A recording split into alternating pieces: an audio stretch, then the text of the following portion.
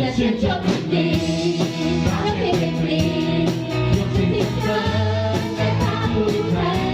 ฉันเชื่อว่าใครก็ขอให้เป็นไทย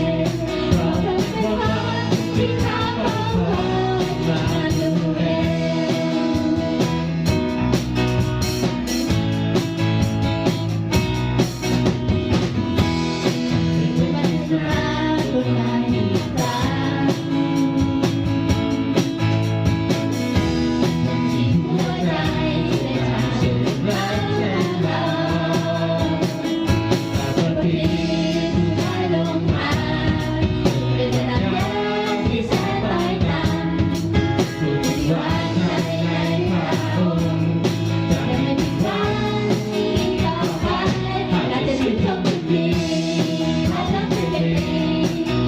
It's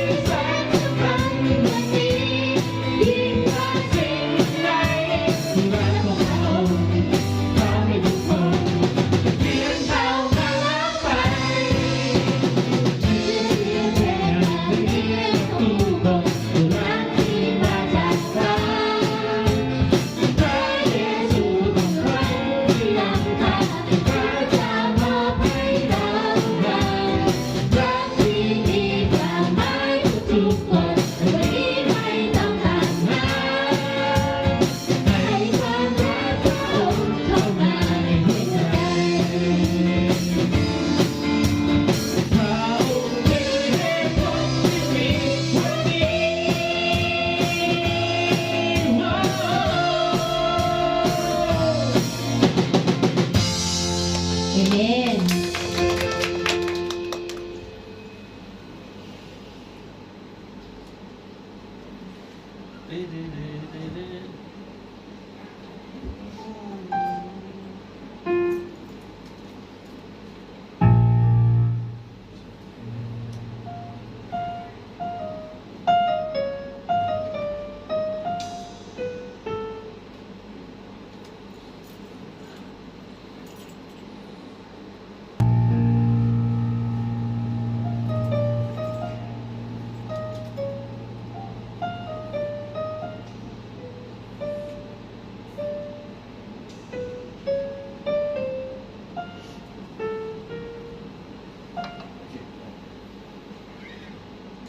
ได้แล้วใช่ไหม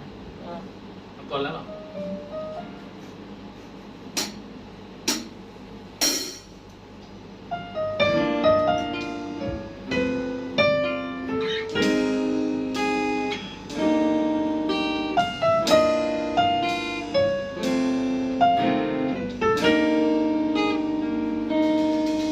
ย้อนเวลาไปถึงเมื่อก่อนนั้นอย่างที่ฉันยังไม่เข้าใจคริสต์มาสมันคืออะไรไม่เคยคิดอยากรู้ซานตาคลอสและของขวัญพวกคนมีให้กันไม่มีอะไรทำให้ฉันได้เข้าใจนึกได้วันที่ผ่านมาเมื่อวันที่ฉันได้เข้าใจคริสต์มาสคืออะไรหัวใจฉันได้รู้พระเยซูคือผู้นั้นเพียงผู้เดียวที่สำคัญและในวันนี้ฉันอยากให้เธอได้รู้ว่าองค์พระเยซูคือความหมายของคริสต์มาสเป็นรักที่เกิดมาเพื่อเธอจะได้พบชีวิตด้วยเธอที่อยากเปิดหัวใจและว่าที่พระองค์มอบให้แล้วเธอจะพบคริสต์มาสที่มีความหมาย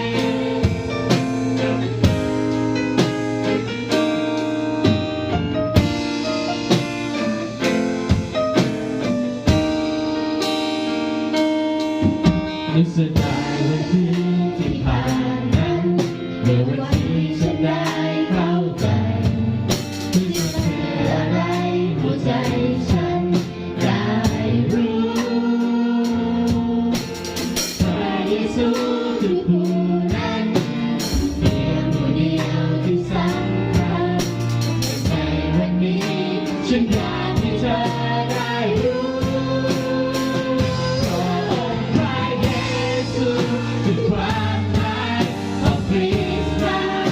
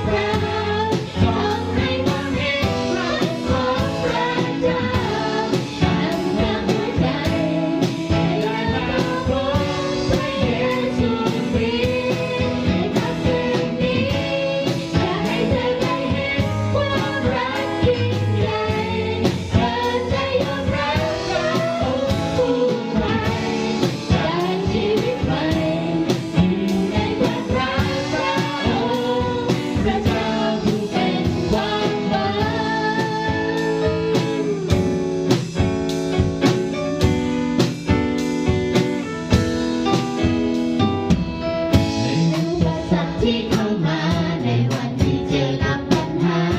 จะทำเช่นไรแค่เพียงกับตาอธิษฐานและเชื่อไว้และจำไว้พระองค์ช่วยได้ฝากเป็นแสงเล็กๆที่ส่องเข้ามาเป็นความหวังที่มีข้างในหัวใจช่วยนำทางให้เราเดินทางไปได้มาพบสิ่งที่สวยงามในค่ำคืนนี้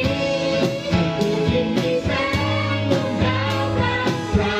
วของแห่งคิดรักของพระเจ้ามันทำหัวใจให้ได้มาพบพระเยซูคริสต์ในค่ำคืนนี้อยากให้เธอได้เห็นความรักยิ่งใหญ่เปิดใจยอมรับพระองค์ผู้นั้นได้ชีวิตใหม่อยู่ในความรักพระองค์พระเจ้าผู้เป็นความหวัง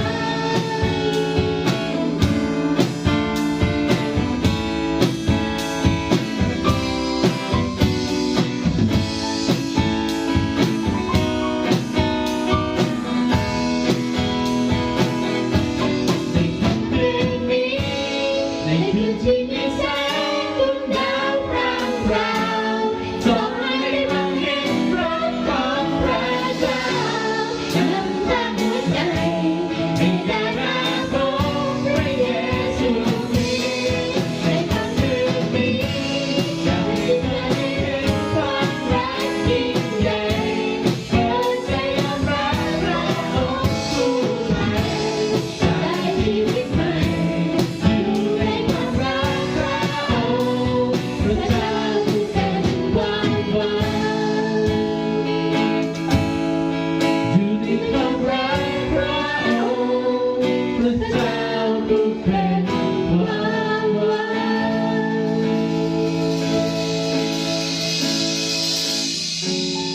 พระองค์เจ้าค่ะพระเจ้าผู้เป็นความหวังใจ พระเจ้าผู้ประทานชีวิตใหม่ พระองค์ประทานกำลังและความสามารถ พระองค์เป็นผู้ที่ครอบครองทั้งหมดทุกสิ่งทุกอย่าง ในค่ำคืนวันนี้ข้าพงชื่นชมยินดีเป็นยิ่งนัก ที่เราได้มีโอกาสอยู่พร้อมกันที่นี่รับใช้พระเจ้าด้วยกัน ขอพระบิดาเจ้าได้ทรงโปรดเพิ่มเติม และเจิมใจเราทั้งหลายทุกคนในสิ่งที่ยังขาดอยู่นั้นโปรดอย่าให้สมบูรณ์มากยิ่งขึ้น เพื่อเราจะประกาศพระนามอันยิ่งใหญ่ของพระองค์สู่มวลมนุษย์ทั้งโลกที่จะเห็นถึงความรักของพระองค์และเห็นคุณค่าของพระองค์เสด็จมาในโลกนี้มาบังเกิดเป็นมนุษย์ เพื่อปวงชนทั้งหลายจะได้รับความรอดข้าพงขอบคุณพระเจ้าสำหรับค่ำคืนนี้ที่เราอยู่พร้อมกันได้มีโอกาสรับใช้พระเจ้าด้วยกันขอบคุณพระเจ้าสำหรับครูแบนและครูกิฟต์เรือเจ้าหน้าที่มูลนิธิพันธกิจเพื่อความไทย CBN ที่อยู่ร่วมกับเรา ได้หนุนน้ำใจเราทั้งหลายทุกคนที่จะมีพลังในการก้าวต่อไปในการรับใช้พระเจ้าขอบคุณพระองค์เจ้าสำหรับเครื่องดนตรีทุกชนิดและถวายเกียรติแด่พระเจ้าผู้สูงสุด เรารู้ว่าพระเจ้าทรงเตรียมการดีทั้งสิ้นสำหรับผู้ที่รักพระองค์และพระเจ้ามีหมายสำคัญที่ดีสำหรับเราทั้งหลายในการปฏิบัติรับใช้พระองค์ข้าพงจึงโมทนาและขอบพระคุณพระองค์อธิษฐานฝากมอบสารพัดสิ่งนี้ไว้ในพระหัตถ์ของพระองค์อธิษฐานในพระนามของพระมหาเยซูคริสต์เจ้าอาเมนพบกันวันอาทิตย์ค่ะ